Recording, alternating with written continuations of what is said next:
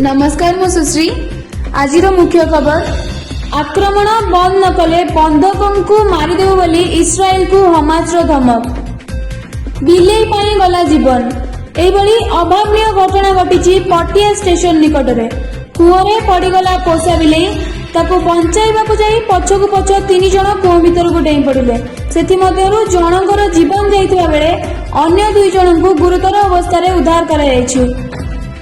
भयावह दृश्य मनरु लिपि नथिबा बेले गतकाली बिहार बक्सर जिलार रघुनाथपुर स्टेशन रे पुणी घटी एक मर्मन्तुद ट्रेन दुर्घटना। एथिरे 21 बगी लाइनच्युत थिबा बेले 4 जण मृत और 100 रु ऊर्ध्व आहत होइछन्ति। भुवनेश्वर आरबीआई सामने उड़िला पुला पुला टंका बैंक मुख्य सामने उड़िला पुला पुला टंका पूरा दृश्य देखिले जेमिति लागुतिला चर्चित वेब सीरीज मनमैश्री कौन सीन शूटिंग होछि। गतकाली आईसीसी विश्वकप मैच रे भारतर ओपनर रोहित शर्मा विश्व रेकर्ड विश्वकप रे सर्वाधिक शतक आंतर्जातिक क्रिकेट सर्वाधिक छक्का।